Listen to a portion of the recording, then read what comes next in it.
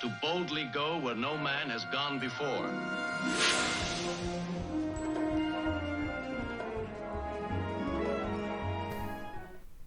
Hey everybody, welcome back to the next episode of Star Trek Continues. This one is called Divided We Stand, which kind of, it didn't trip me up last time, but I said it, and then about 5 seconds later I was like, whoa, wait, what? So, I'll be interested to see, specifically, how the title fits with the episode, and how it makes sense with the episode. Last time we had The White Iris, an episode that was an emotional episode, and it dealt with Kirk's psyche. It dealt with what he carries with him, his regrets, his guilt, and what it means to be in command. And you know what? We saw a little bit of that in the original series as well. In The Naked Time? A little bit, when both he and Spock were breaking down in different ways. You know, we got a glimpse of vulnerability, is what I'm saying, and we saw it again here, and it worked especially well. And I think, and I said it last week as well, I think it's because of the child. The child makes it hit harder, because we know that Kirk has loved these women, you know, in various ways and in various episodes for various reasons, but the child is something that wasn't really addressed in the original series, and I appreciate that point was made, I guess. So yeah, I love that episode, and I'm looking forward to a brand new, fresh adventure, wherever it will take us. So let's get to it. Captain's log, stardate 6202.1. After encountering Friendship 3, an interstellar probe launched from Earth 170 years ago, the Enterprise computer has been infested with a pathogen of unknown origin. A pathogen? Confirmed, Captain. Whatever has infiltrated the main computer is of a technology far superior to the archaic design of Friendship 3. From the probe? Pull the plug on this thing, Spock. Get it isolated. It is migrating from the communications system to my library computer. Computer off, Spock. It's in the library. Overridden. Spreading like a virus through my systems now, Captain. Alert computer core, tell them to shut down all non-essential systems. I am seeing indication of a high level of intelligence from A life form. Then, I am reading hundreds of thousands of microscopic objects. Nanobots. Counteracting every attempt at blocking their progress. They have control. Now accessing Federation capability. Earth history. activate lockdown subroutines. Jim, Hey, Doc. since you weren't in my exam room for your appointment, Emergency, Doc. I thought a house call was in order. Not now. Even your first officer kept his appointment. We all know how he feels about my beads and rattles. We'll talk about this later, Doctor. If we Hey, can I just say in this scene, the way this guy is doing McCoy is just pitch perfect. He just reminds me of Forrest Kelly. Just there's something about his cadence, or the way he's saying things. It's great. It's very funny. I'm looking forward to more him and Spock bickering too. I had a thought about Strange New Worlds recently. I was like, how are they going to cast McCoy? Because it's hard to. There's something about McCoy that's hard to do in my mind, anyway. But yeah, this guy has it. Whatever it is, he's got that ring of McCoyness about him. Anyway, what are we looking at? We're trying to get this thing out of the system. We can't turn it off? Just pull a plug or something. Or short circuit it. But no, they're life forms. Maybe we should just try and communicate with them. What are you doing in our computer? What do you want? How did you like our probe? Welcome to We're Friendly. Forget all that talk about trying to destroy you. Oh, cool, look at this thing. intelligence, getting more intelligent by the minute. It's smarter than us, for sure.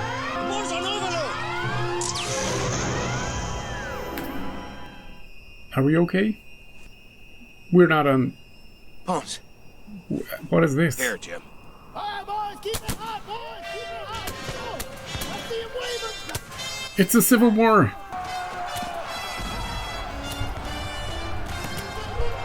The home of the brave. What? How did we... Is this some sort of hallucinogenic state? We're not even on the holodeck. Must be a mind thing. Like, Scepter of the Gun?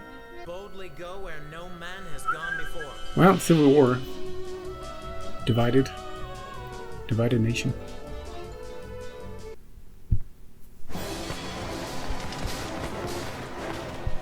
Try not to get shot, fellas. Where are we running to? Oh, right across the line of fire. Deserters. Where are we? More like when are we? Union, Confederacy, these uniforms are American Civil War. Yeah. Apparently we're not on the same side. But how? What do you think we're dealing with? Parallel planet?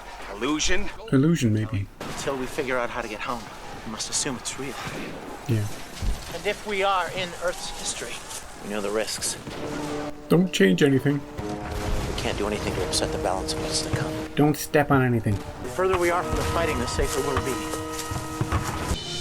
Two deserters from different sides. Shoot them both. Has the pathogen been identified? Not yet. Mbenga.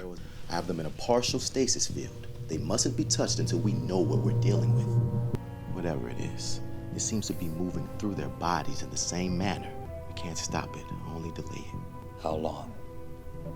A day. Can we slap them awake? Understood. Please inform me of any changes, Doctor. I don't think he was named, but that's definitely Mbenga. Halt! Oh, hey. How's it going? What we have here, boys? Fancy Reb Sergeant. Thought I could escape by running into the woods, but I tracked the old Reb down. You don't have to worry about him. Prisoner. Just taking him back to camp. You always let your prisoners keep their weapons? He likes to live dangerously. Bet you know what your buddies are planning for tomorrow. Uh-oh, torture. See? Come on, answer me. Oh. Huh? You tongue-tied? Answer me! He's not gonna tell you, fella.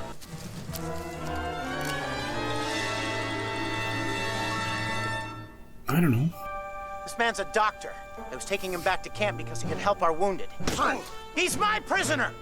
Yeah, back off, dude. You lay one more hand on him, Sergeant. I'll make sure your superiors know how you treated a valuable prize. Who are you? Kirk.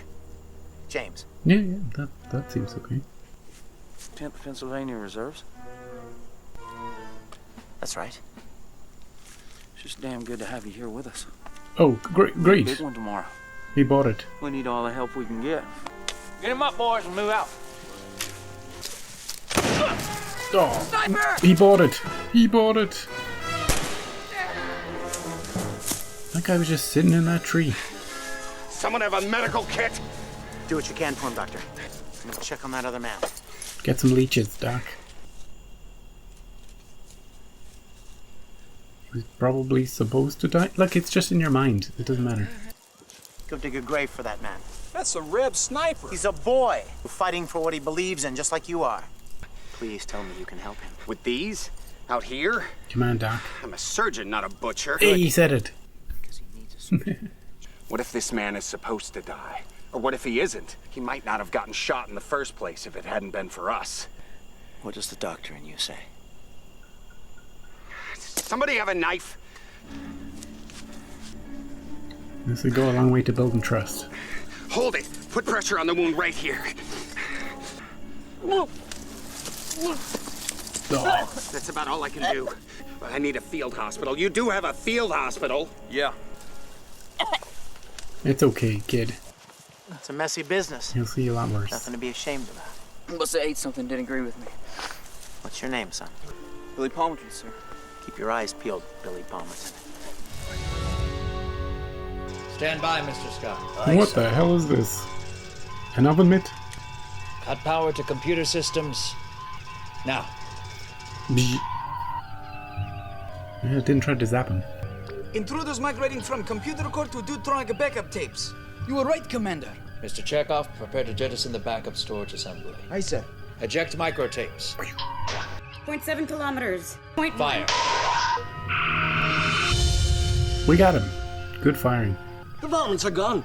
The ship is safe. We're clean. We lured them in, we ejected them out, and we shot them. What do we do here? Get to the end of the story? I don't know. Just survive until they can wake us up? I presume if we die here, we die in real life. Who tended to this man? Says he's a doctor, sir. I haven't slept in over 48 hours, and I could use an extra set of hands, especially come morning. What do you say, Doc? Deal. Do I have to work with these still on? Take them off. If you're so concerned, you can stand guard and watch over him. Wonder why that guy's green. What does that mean? This place is gonna be a slaughterhouse tomorrow. What's happening tomorrow? A big battle? Oh, hey. What you doing up here? You asked for me, Commander? It is reasonable to assume that the crew is concerned about the condition of the captain and the doctor. Since I do not share this type of emotional vulnerability, I would like your counseling services to be available throughout the duration of this ordeal.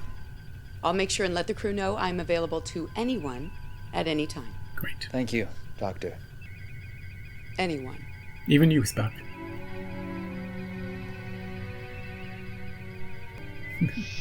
Sick bay to Mr. Spock. Although their motor skills aren't active, their neurological activities at an unprecedented level for patients in coma. Like they're dreaming. The activity spikes at the exact same time in both men, as if they're linked. Thank you, Doctor. Please continue to report any observations. When the captain activated the cutoff switch, the intruder was accessing Earth history. Might you be able to Determine the point in history at which the cutoff occurred? Exactly. That's a pretty tall order, Commander. I have complete confidence that you will be successful, Mr. Chekhov. Get to it, Chekhov. Stay there all night if you have to. For every rebel I kill tomorrow, I'm gonna put a notch in my belt. Never understand why we're doing so much killing and dying just to set some slaves free. This war isn't just about freeing some people. No speech. It's about freedom for everyone. I'm free. He's free. You're free. Not freedom for all. We're all slaves. Doesn't matter whether you're black, white, green. Green? That other guy was green. I got 2 young'uns. My oldest girl's expected. She's about to bring a life into this world.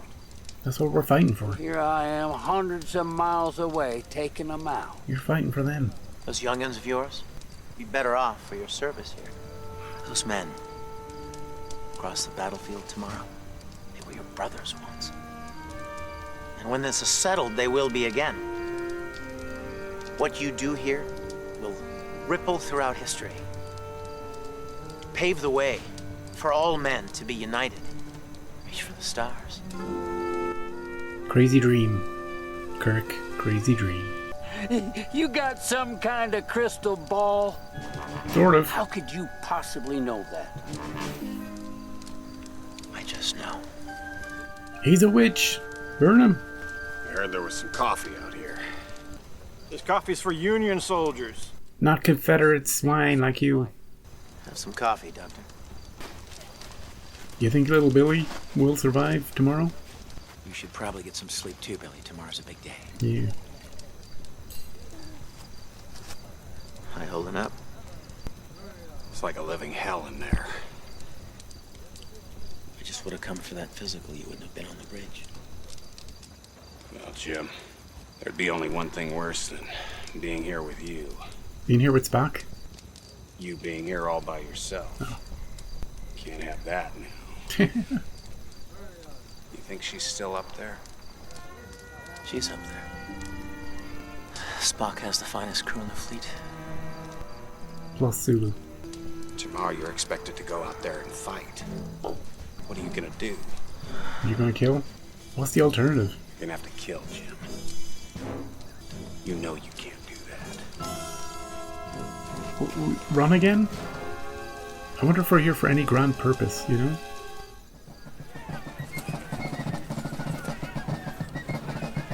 Look at this funky flag. Don't let the enemy know we're coming. Keep playing. Anyone waiting at home for you, Billy? Just my mom, sir. I got me a dog. Oh, Billy's so dying. I'm scared, sir. I'm rooting for you, Billy. Takes a brave man to admit that. Thank you, sir.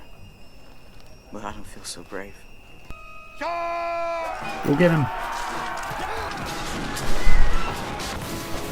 Get behind cover, fellas.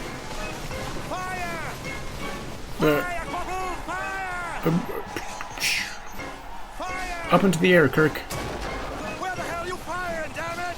Snipers in the sky. Billy! Billy! Oh, Kirk. Sir, I think I've got it. The intruders were consuming data from Earth year 1862 when the board flared up. Good job, Chekhov. You're our little Billy. 1862. One of the bloodiest days in American history. No. And Dr. Mabenga believes the captain and McCoy are somehow networked into the same subconscious imagery. You're guessing that's where they think they are? Okay, you're good. My God, Jim! Please. Jim, the wound is deep. If I were on the ship, We're not. We're not. What can you do here? Make do, Doc. We're gonna have to amputate below the knee. Wait, what? It's okay. It's just in the dream world. Do what you gotta do. Oh, this is gonna hurt like a son of a bitch. Forgive me, Jim. Jeez. Commander, I was able to isolate one of the pathogens and remove it. Some sort of nanites. Microscopic computers. Doctor, the captain seems to be in some sort of distress. How's his leg doing? Is it having an actual effect? Captain's leg. It's dying. I'll take your word for it. Oh, look at the veins. I keep thinking that maybe this isn't real. Hey, look, here's my solution to the episode. EMP pulse. Throughout their bodies. And hopefully nobody has an artificial heart. We're all good. Or hopefully nobody's a robot. And then the little nanobots will just die. They'll just short circuit. And then they'll just wake up. Kirk will get blood flowing back to his leg, and we need to get him on the leg machine. After this episode, get up his strength again. Haven't seen the leg machine yet in this show, but we did have I'm a Dr. Nada, so I'm happy. You did what you had to do. What happened to him? I think a bullet might have grazed his head. Nothing serious. Most likely a case of shell shock or a case of the nerves. Okay. Scotty? How they doing, Doctor? We're out of time. Perhaps if the nanites believe their food sources have run out, they will relocate to a new receptor. Right, but what? They've been feeding off of a biological host. They may not be interested in an inorganic source. The ideal lure would be something cybernetic, both biological and mechanical. A robot. An android. There's a crew member whose arm is biomechanical. His name, please. Billy. You were wrong, sir. About what? That I could be brave. When the sergeant got hit, I ran. Just a normal reaction, kid. Turned and ran smack into a tree.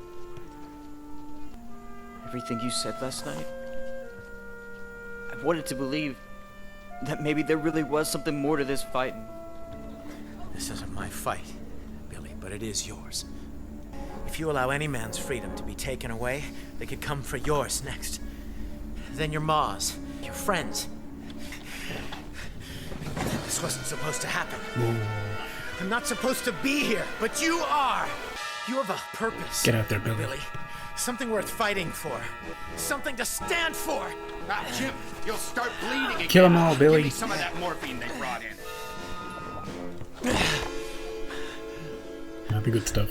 That's fast acting, isn't it? Get out there. Which has inspired an imaginary person to do something. Lieutenant Drake. Drake. I understand you have a prosthesis. Oh, he's the one. We require a device that will lure the invaders from the captain and the doctor. There is a possibility that... I'll do it. There are significant risks. He'll do it. I understand. I'll do it. We need that $6 million man in here. If this procedure is not successful, we'll lose all 3 of you. Can we just maybe detach his... I don't know. Do you want some more of that morphine, Kirk? Billy's gone. Hey.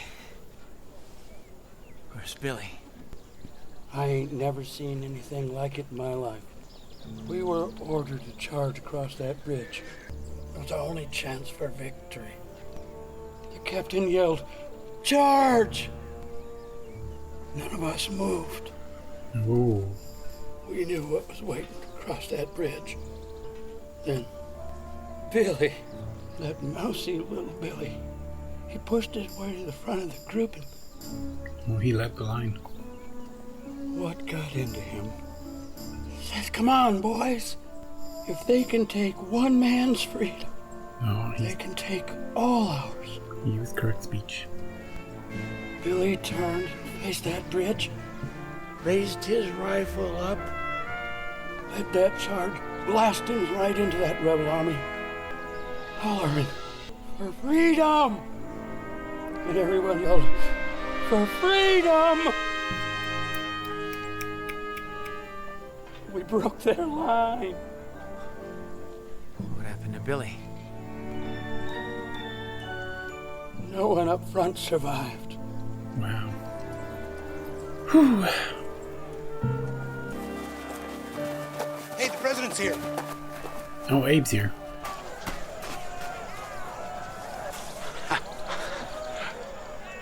There's the picture. I guess that's worth getting out of bed for. How many men get to see history unfold with one of its greatest contributors? We've already met Abe, though. In that Rockman episode. You know what I think, Jim? A man with one leg can stand just as tall as any other, if he has a purpose. I like that. Perhaps even taller. Mr. Drake's arm should prove a sufficiently tempting host. I estimate our odds at 492.031 against us succeeding. I believe the captain would consider those odds manageable. How'd you reach that one? Those are terrible odds. Nanites are migrating. Come on, you beasties. That's it. They've transferred to the limb. Oh, good. Escort Mr. Drake immediately to the transporter room. Take his arm off. Restarting brain activity.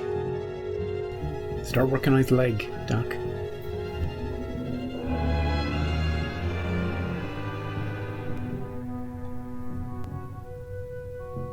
Welcome back, Captain. Doctor, you are free. Ah, free. Good choice of words.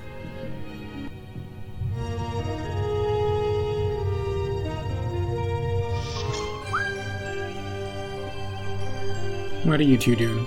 Flirting on the bridge. I don't know how to thank you, Cat. Well, I do. Starfleet Medical has developed a new and improved prosthetic limb. Quicker impulse response, stronger alloy. Liquid metal? He's gonna be a Terminator. Kirk to transporter room. Scotty, you ready? Standing by to beam those beasties off the ship, Sam. We haven't done it yet? Mr. Sulu, ready phasers? Phasers locked in canister, sir. Any parting words, Mr. Drake? Fire. Well? You know, Doctor, I think you're right. Even taller. Sir? Something a wise man once said. A man with one leg can stand even taller. Or one arm. He was already pretty tall. Plot a course to rendezvous with the shuttlecraft. We mustn't keep Chief Drake waiting. I've got a Sparring match to lose.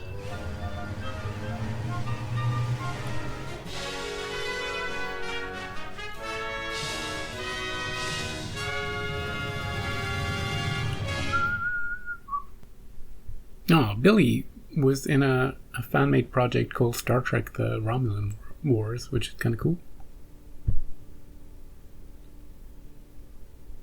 And that Doc guy who wasn't the Doc back in the Civil War times, he worked on the visual effects in RoboCop 2, which is interesting because RoboCop came into my mind when we were talking about, implants and cybernetic augments. I went for the $6 Million Man reference, but RoboCop is a good shout for that. And I called him a Terminator too, so I was dancing around what he was actually involved in, not quite nailing it. But of all the stuff in the past, of all the stuff in the Civil War era in this episode, the best part, I'm glad they made it a good choice. They focused on Billy, I think. And I think that was a good choice, focusing on that one kid. And the best part was the story that the older man told about Billy leading the line to go across that bridge and break their line. And even though we didn't get to see any of it, he told the story well and vividly. And it was kind of, I don't know, I was going to say kind of inspirational. It was very well told. That was the highlight for me going back in that section of the episode.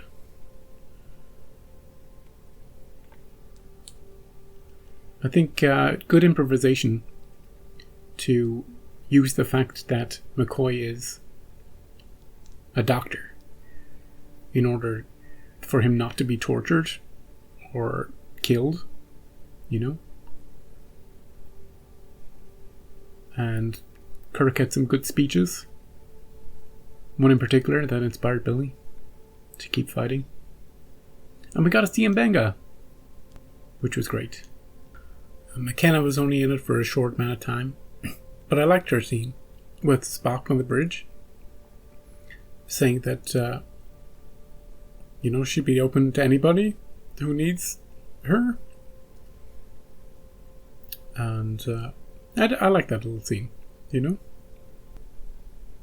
I like how Kirk took losing his leg too, because they had to assume, even though maybe they were hoping that it was just an illusion or something, they had to assume that it was all real. So he really did feel like he was going to lose his leg. But I like how Kirk not only took the news that he would have to lose it, he was like almost immediately telling the doc to do it, but also reassuring the doc afterwards that he did the right thing and go help some more people. That's the way it should be. That's very Kirk, and I like that.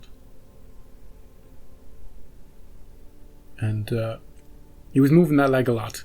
Once we got back to the real world, when we were on the bridge, he was crossing his legs, And Drake stood up. He's been in, I think, most of the episodes so far, actually, Drake. And he put his life on the line. I guess it has to be attached to him to lure in the nanobots. They're like, oh, we've got that taste for human flesh now. We like machines, but we also like the human element. Let's go into this guy. He's got both. He's the best of both worlds, this guy. Like a Borg. And then once they were in, quickly get him to the transporter room. And then wait for the captain to be back on the bridge before we beam it into space and shoot it. But were those aliens so bad after all? We didn't even try to talk to them. Sure, they were going to kill us and everything, but maybe they're just misunderstood. They're just like tiny little nanites. And we're ugly bags of mostly water. So, what right do we have to shoot them out of that? We could have just let them float in space for a while. Build a spaceship out of the Drake's arm. Couldn't we? Let's check the title of next week's episode.